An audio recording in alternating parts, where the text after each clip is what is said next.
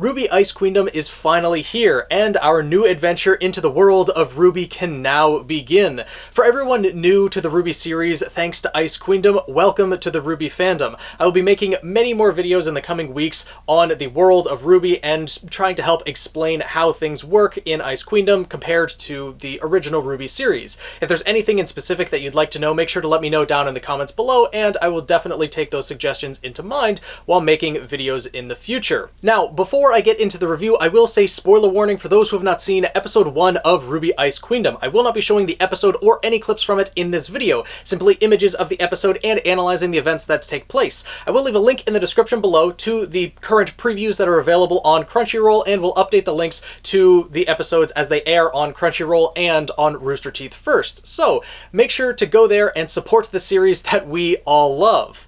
For those of you who are veterans of the RWBY series, this episode is definitely a recap episode that covers pretty much the first episode of the RWBY series as well as the black and white trailers. But there are some added scenes that give more context to especially the black and white trailers, and I really actually like these changes that have been made in episode 1 of Ice Queendom compared to the start of the RWBY series. The first episode of Ice Queendom starts off very similar to the RWBY series, with our ominous narrator telling the legend of humanity's creation, that man was born from dust and was threatened to be overwhelmed by the Grimm, the monsters that plague the world of Remnant. But thanks to the discovery of dust, the elemental minerals that are present within the earth can be mined and used by humanity for various different things. Humanity has been able to fight back the Grimm and establish society that is now known in Remnant.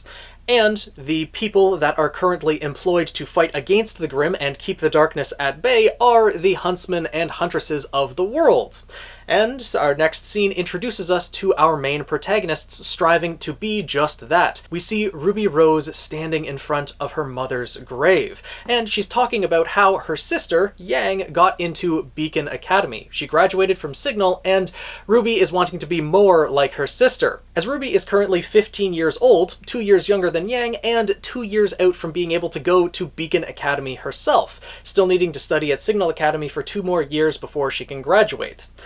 But she's still happy for her sister nonetheless, that she's able to follow her dream, and Ruby hopes to follow suit in the future. We then see Yang come to pick up her sister, and a brief glimpse at the sisterly bond that they both share. And then we cut over to a different setting entirely, where we are introduced to Weiss Schnee, a very prominent character that will be important in Ice Queendom as a whole. She is greeted by her butler Klein, and as they make their way through the Schnee Manor, we see her mother, Willow Schnee, as she's drinking during the daytime out in the garden once again. A brief glimpse at some of the family dynamics of the Schnee family, as we also then are introduced to Weiss's brother, Whitley Schnee, as he's acting a bit pompous, saying that the test that Weiss is about to take is dangerous and might be a little bit too much for her to handle. But as Weiss tells her brother to just shut up and watch, we do see Whitley say that he's always watched his fearless and foolish sisters,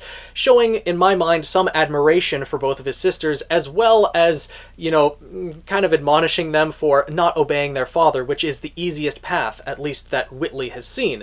There's a lot that has happened in the current volumes of RWBY regarding this family dynamic, but for now, the siblings don't really get along that much. We then see Weiss enter pretty much a training hall, it looks like. For those of you who are new to the RWBY series, the Schnee family is incredibly wealthy. The Schnee family owns the largest dust company and corporation in the entirety of the world, and they have plenty of money. Apparently enough to have an entire training hall within their household. And in this training hall, as Weiss enters, it is overseen by her father, Jacques Schnee, and her sister, Winter Schnee, as Weiss is preparing to take this test. Something that is set up by her father, as he doesn't want her to attend Beacon Academy. But Winter is there to make sure that everything goes smoothly, and likely, if it doesn't, Winter would step in and be able to take over and prevent her sister from taking too much damage, as her test is to fight a Grimm. And not just any Grimm. an Arma Gigas, something that apparently the Schnees just have control over. We haven't really seen anything like this in the actual RWBY series as of yet, that the Schnee Manor and the Schnees as a whole just are involved in Grim research and can have a Grim just pretty much on call that they can bring up for training or testing purposes in this case, but this is something that has been mentioned before in the RWBY manga, when there was an expansion on the White Trailer and how Weiss fought the Arma Gigas in the first place. This scene with the Arma Gigas is very crucial to Weiss moving forward in the RWBY series, throughout many of the volumes of the original RWBY series itself, and possibly in Ice Queendom as well, but that will remain to be seen. As the battle begins, Weiss squares off against her foe, and I gotta say, the animation quality in this anime is fantastic. All of the fights, this one and the other ones in this episode, were amazing, and I can't wait to see the fights that come in the future. For reference, I've only watched episode 1 as of this point, as of this review, so, you know, I'm really looking forward to seeing what the initiation will likely be, which is going to come probably next episode. Now, at the beginning of this fight, Weiss's attacks aren't really seeming to deal that much damage to the Arma Gigas. She is using a rapier, which isn't really known for dealing heavy blows, against a suit of armor. Kind of a mismatch there. She is using her glyphs to get various vantage points from both the ground and the air, accelerating her momentum and landing hits against the Arma Gigas, but as the Arma Gigas is swinging around a giant sword that is literally cracking the floor with every blow, she is kind of at a disadvantage, especially at the beginning. But she is able to mitigate some of this disadvantage by using the dust contained within her weapon. She coats her blade in fire dust and is able to match one of the blows of the Arma Gigas, even able to deflect it backwards. But as Weiss goes to counterattack, the Arma Gigas attacks first, and is able to deal a pretty heavy blow to Weiss, knocking her backwards to the floor and also cutting her face. Her father wants to call the fight there, but Winter still has faith in Weiss, and says that the fight isn't over just yet, giving Weiss the chance to stand up and face her foe once again. Before we continue this fight, though, we then cut over to another scene where we see Blake Belladonna and her partner Adam running through the forest going to steal from a train. A train that also has the Schnee Company logo on it, also foreshadowing some of the conflict that is to come between Blake and Weiss herself. For those who might not know, Blake and Adam are faunus, a species of beings that is genetically and visually extremely similar to humanity, except for one key difference. Each faunus has a single animalistic trait that differentiates them from humanity. In Blake's case, which you'll probably find out either at the end of next episode or episode 3, she has cat ears that she hides under a bow that she ties over her head. And in Adam's case, he has bull horns on the top of his head. Faunus can have a variety of different animal traits, but they always just have a single one in the RWBY canon show itself. And on Remnant, there is a history of discrimination against the faunus, which created the organization the White Fang, which Blake and Adam are currently members of. And in their fight against humanity, trying to get equal rights for the faunus, things have gotten a bit extreme, and, well, they're now heisting the train to get dust and resources for their own endeavors. But very important to note, Blake and Adam have slightly different ideologies when considering this. Adam really doesn't care about human safety, whereas Blake wants to take a bit more of a peaceful route when searching for equality, doesn't want to do it through fear and force. As they get to the train, they see that all of the guards are mechanical. There are droids that are guarding it, and so Adam and Blake make quick work of all of them. Blake's abilities seem a bit different than what we are used to seeing in the RWBY canon itself. I'll touch on that a bit more at the end of the review, but they make quick work of most of the droids that are present. Before we see the end of this fight, though, we cut back to the fight that Weiss is having against the Arma Gigas, where we see a brief flashback of Weiss training with Winter, seemingly looking defeated. Winter is admonishing Weiss for her weakness, saying that her aura is probably only strong enough to take 1 or 2 direct hits before she's finished. Fast forward to the fight that's currently going on, Weiss has taken a hit from the Arma Gigas and is now bleeding. Her aura should be broken at this point, which is something I'll touch on in a moment. But regardless, Weiss faces down her opponent once again, this time activating the ice dust in her weapon. As she slams it into the ground, she freezes the Arma Gigas in place momentarily. She activates the fire dust once again, and in a swift strike she is able to disarm the Arma Gigas, sending its blade flying into the wall, and almost hitting Klein at that. Now with the Arma Gigas disarmed, Weiss is able to use her glyphs to launch it into the air, and bind it in place using those same glyphs. She then enchants her blade with some kind of runic writing, and is able to deal a blow that shatters the Arma Gigas itself. With Weiss's victory over her foe, her father now has no choice but to accept her enrollment at Beacon Academy. And I gotta say, it's very satisfying to see the frustrated expression on Jacques' face. Very much deserved, and he deserves quite a bit worse than that for everything that we know happens in the RWBY series itself. But Weiss is now relieved that she is able to follow her own path. And then we cut back to see the finale of the fight between Blake, Adam, and all of the androids present on the train. They are able to make quick work of them, and are preparing to take all of the dust. Adam wants to just drive the train into the ravine, not caring about any human passengers that may be on board. Blake, of course, disagrees with this, and that is the point where she decides to leave Adam, choosing to also follow her own path. She disconnects the train and lets Adam have his dust, but she escapes on her own, abandoning Adam and abandoning the White Fang. Now, before I discuss the second half of the episode, I do want to touch on a few key differences in the events that just took place. This was the recap of the white and black trailers, and things seem to work a little bit differently in Ice Queendom compared to RWBY. Something that's always confused me about the white trailer in particular is that Weiss took that blow from the Arma Gigas. She's bleeding, meaning that her aura was broken, or she didn't put her aura cloak up itself. Now, again, for those who are unaware, aura is essentially the power of one's soul in RWBY. It's an inherent power possessed by everyone. This will likely be explained in the next episode, as we are all first introduced to it during the Beacon Academy initiation, but it essentially can act like a force field to deflect harm from the individual, at least once it's awakened. And a person's aura is also used to fuel their semblance, a unique ability that every individual has. Again, they have to awaken it themselves, normally through a very emotionally stressful time, but there are other ways to awaken it as well. But in Weiss's case, she took a pretty heavy blow from the Arma Gigas, and she's bleeding. Thus, the aura cloak, the force field that would cover her body, should be down at this point, unless she decided not to activate it and took the blow full force herself by choice, but that doesn't really make sense. And also with the giant suit of armor against Weiss, with the, size difference between them, I think it would have done a lot more damage than just scratching her face if her aura wasn't up.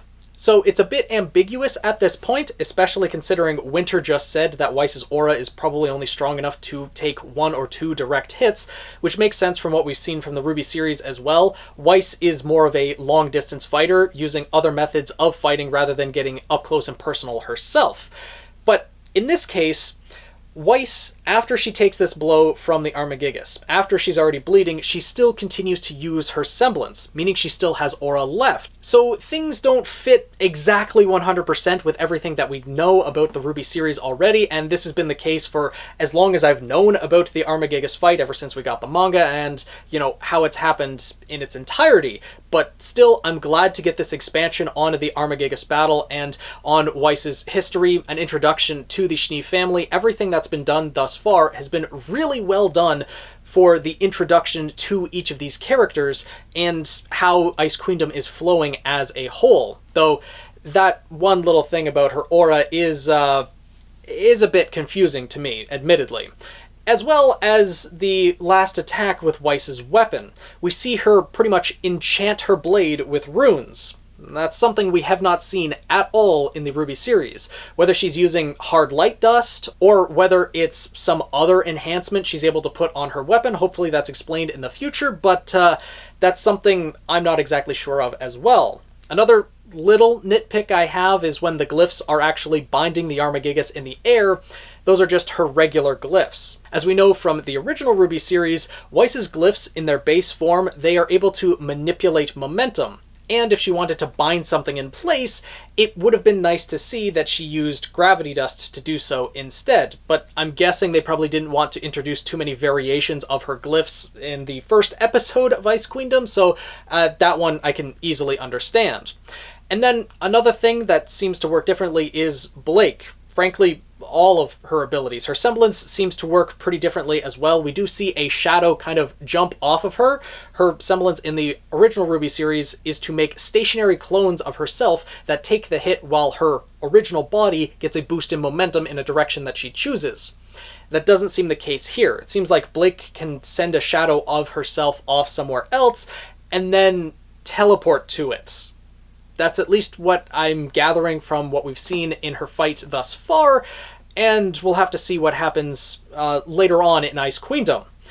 And then there's the physics with her weapon, which seem a little bit unnecessary to me. Her Gamble Shroud has always been able to transform from the katana mode to the gun mode, and it always has a ribbon so she can throw the gun, have it act as a bit of a grappling hook where it can latch on to a ledge or an object and she can use the ribbon to swing, or it can even slice through enemies using the blade that's still present on the gun version of it, or the gun form. But in this case, she's able to throw the gun outwards using the ribbon and then pull on the ribbon to pull the trigger of the gun. Multiple times. It seems like her Gamble Shroud, which is her weapon's name, is able to kind of almost move autonomously, at least to Blake's direction, which, you know, even though the RWBY series does like to skirt on the edge of physics in many different scenarios, this seems just a little bit unnecessary to me. But again, we'll see what happens in the future and if this kind of thing even comes up again. And then we cut back to our main protagonist, Ruby Rose, as she's adventuring around the city of Vale. Her overall purpose is to shop for a present for her sister, but she does seem to be getting a bit distracted along the way. We see her stop at a video store where we see cameos of Black Rock Shooter and also the weapon shop, because, you know, Ruby is canonically a little bit of a weapon nut, but also, in the bottom corner, really looks like the shoulder piece of Jean. So Jean and Ruby actually encountered each other once before going to Beacon Academy, though they didn't even acknowledge each other. I really do think that that's just Jean's shoulder plate there in the corner, which is really nice Easter egg there. But it's ended up getting late, so Ruby goes to the only dust shop that she finds open. Dust Till Dawn, the exact same dust shop that we saw in episode 1 of the canon RWBY series.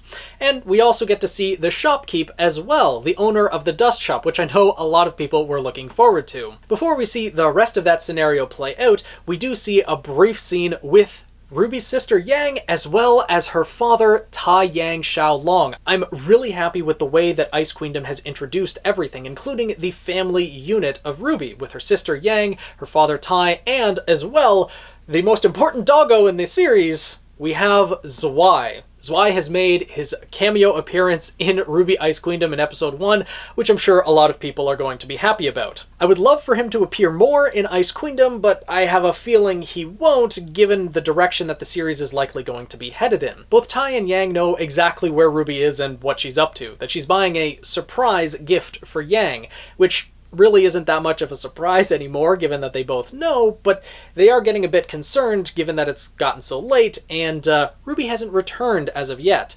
Which we then cut back over to the dust shop, and we know exactly why. The dust shop gets some more visitors, some more, well, patrons really isn't the right word, but they are interested in the product that the shop is selling.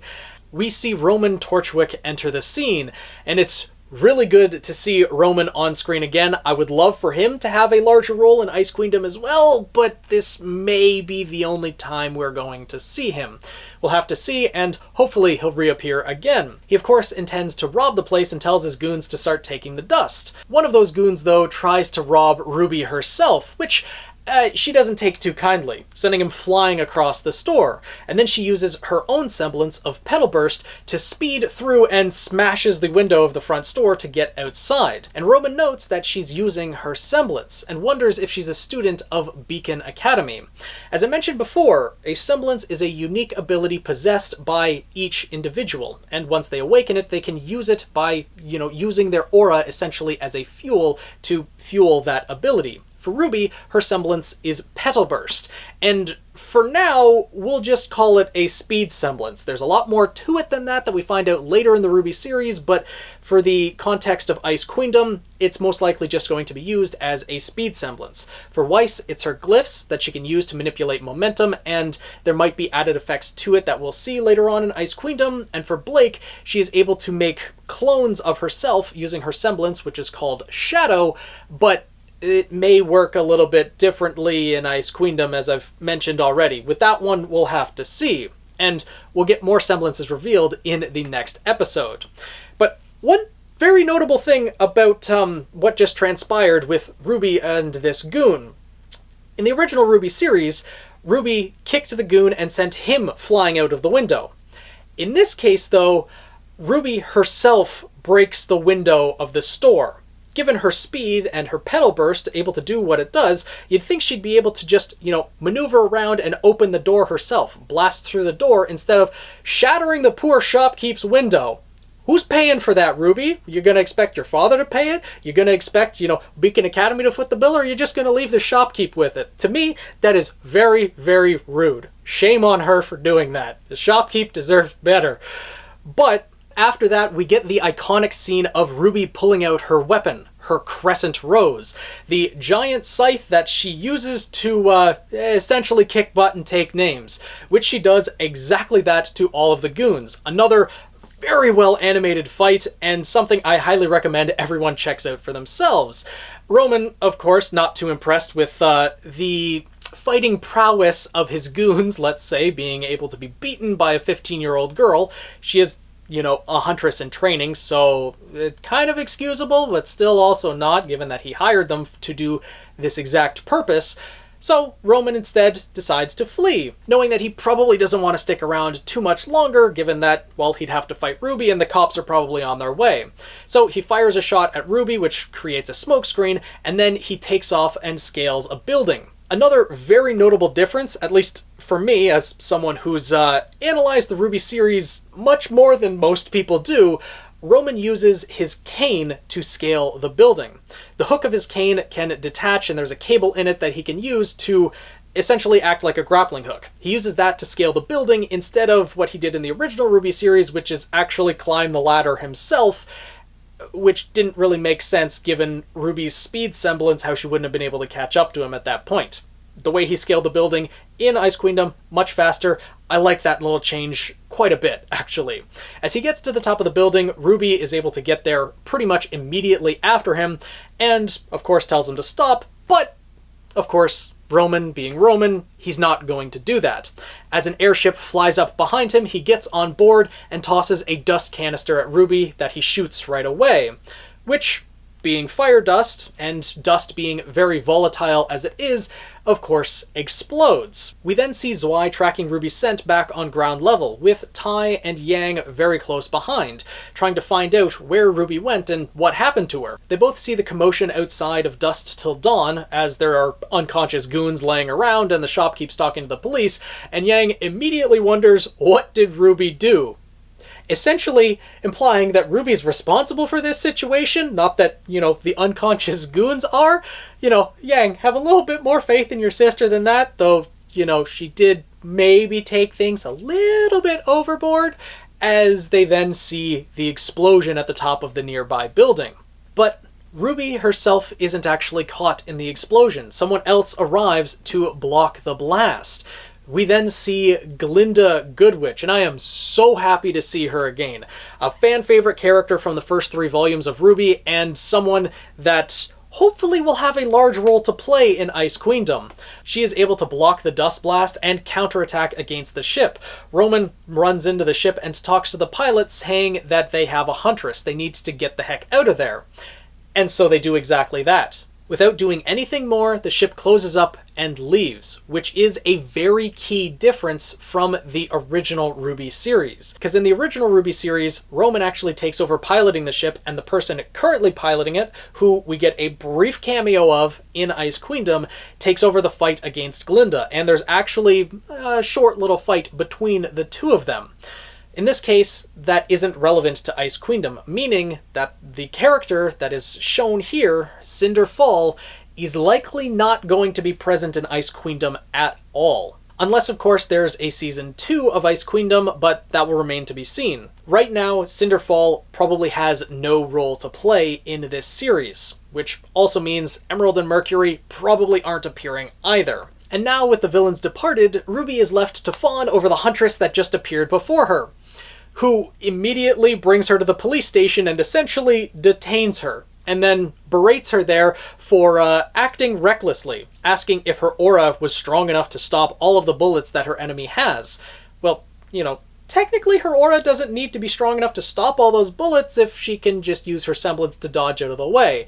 But Glynda is right in this moment, given that the goons were spray firing and there were probably civilians nearby, so yeah, a little bit reckless, but still, realistically, do you expect a Huntress in training not to fight back when they see a robbery taking place? So, you know, cost-benefit analysis, I guess. And then we see the police stationed at the entrance of the building greet a new visitor, Professor Ozpin, the headmaster of Beacon Academy. The Huntsman Academy that Yang, Blake, and Weiss have already been accepted to shows up to greet them. And I'm really happy we get to see a scene between Ozpin as well as Tai and Yang, who are there waiting to see what happened to RWBY. Considering she was involved in this entire scenario, it makes sense why she's being questioned and why they're waiting outside. Tai, of course, is a bit surprised to see Ozpin there, who has come to speak with RWBY personally. And as Ozpin does go to meet RWBY, we hear that very iconic line. One of the first things that Ozpin says to RWBY, "You have silver eyes."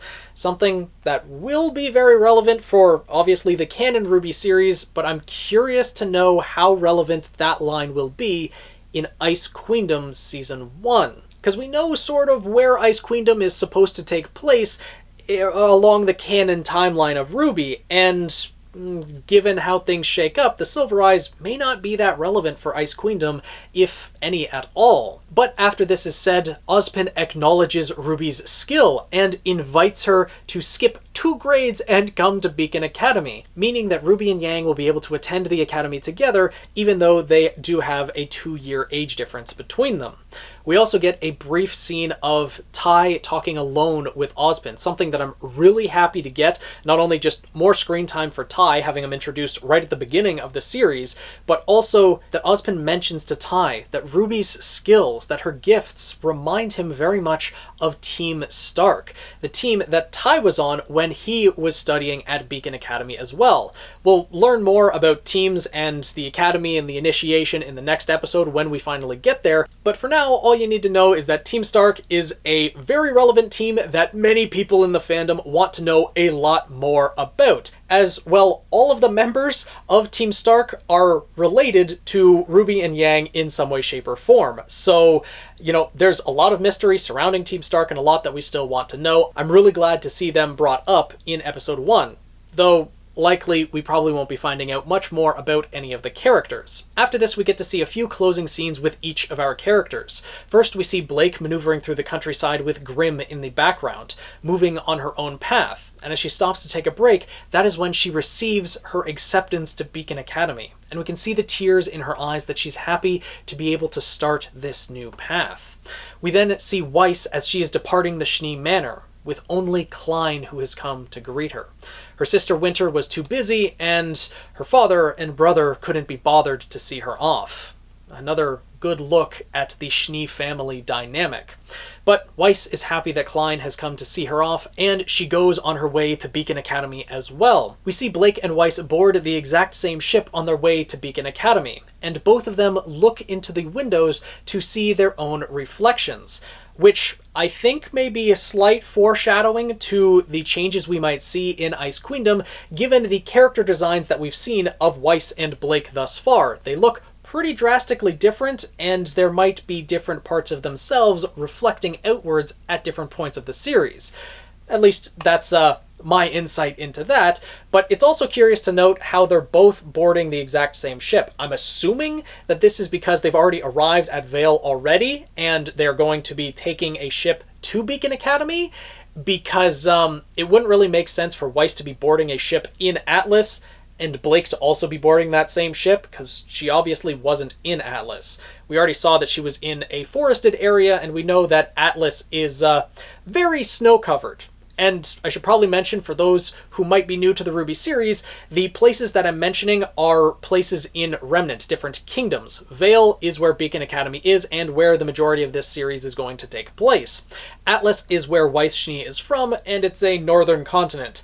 Pretty much very similar to the Arctic, covered in ice and snow, which may have some relevance to the overall series itself, given the name Ice Queendom and what we know about it so far, so it's probably good to mention that here. We then see RWBY and Yang saying goodbye to their father, which my heart kind of breaks for Tai at this point, because he thought that he was going to have at least 2 more years with RWBY, but then in one fell swoop, both of his daughters just left home to go to school, leaving him just alone with Zwei, and that's kind of heartbreaking, but he's still very proud of his daughters and what they have accomplished and what they will accomplish. Both of them are excited to go, and it is a really touching goodbye. And then for the final scene of this episode, we have the narrator talking to us once again, saying that the darkness will return, that the light will eventually flicker out and die. There is no victory in strength. While she is talking, we are briefly shown the members of Team Juniper as well as the members of Team RWBY, the 8 characters that we will be following for the majority of this series. But in response to the narrator's words, we hear the voice of Ozpin, saying that victory may still be achieved, that it will lie in the smaller things, that victory will lie in a smaller, more simpler soul. And this is the note that the episode ends on. Let me know down in the comments below what you guys thought of the first episode of Ice Queendom, and what you were looking forward to most moving forward. Personally, I loved the way that this episode was done. The way it incorporated the white and black trailers as well as the first episode of the RWBY series, while adding in moments with the entire family unit of RWBY, Yang, and Tai, something that we really haven't gotten to see in the original RWBY series. We haven't really gotten many family moments, if any at all, that just have the 3 of them together. Having Tai introduced right at the beginning of the series was excellent. Seeing the fight between Weiss and the Arma Gigas and how everything worked, how Weiss got the iconic scar over her left eye, and having those extra scenes added in was wonderful. I am really, really happy to see everything animated the way that it was. Now, there are some nitpicks, as I've mentioned throughout this review, that Weiss's aura was broken when she was punched by the Arma Gigas, and yet she was still able to use her semblance. The runes that appeared on her weapon are still a little bit confusing to me, given that we haven't seen anything really like this in the RWBY series in the past. A couple of her glyphs do have runes along the side, so my best guess as to what is happening here is that since Weiss's semblance is essentially enchanting an area with a glyph, allowing it to give a boost in momentum to whatever object she desires, she's concentrating that ability down and enchanting her blade with that same effect, thus allowing her rapier strike to have such an increased momentum that it can pierce through the armor of the Arma Gigas. That's my best guess and probably what is happening here, though you'd have to kind of know what exactly is happening with her semblance to be able to understand that, so hopefully that's explained a bit more in the future, as well as what exactly is happening with Blake's abilities and the physics of her weapon, etc. But overall, loved the animation of this series. I'm really looking forward to seeing where the series heads in the future, and I would love to know what you all think as well. So make sure to let me know down in the comments below, and also make sure to tell me what exactly you guys want to see in terms of Ice Queendom videos moving forward. If you are new to the RWBY series, please let me know what videos I can make to help you better understand what is going on. Hopefully things will be explained more in episodes 2 and 3 as the world is brought more into focus, as this first episode was more an introduction to the series as a whole, an introduction to our 4 main characters, and I'm pretty sure Semblance and Aura will be explained a bit more in the next episode. But if you want me to go into more detail about any of the abilities that characters have, or the world of Remnant as a whole, where the plot is headed, etc., please let me know down in the comments below, and I would be happy to make those videos in the coming weeks. Now, if you did enjoy this video and want to see more videos like it, reviews of Ice Queendom as it's airing, more RWBY theories, and more RWBY videos in general, make sure to subscribe and join the Guild of the Eternal Flame. Tweet me at PhoenixKnight7, and I'll see you guys in the next video.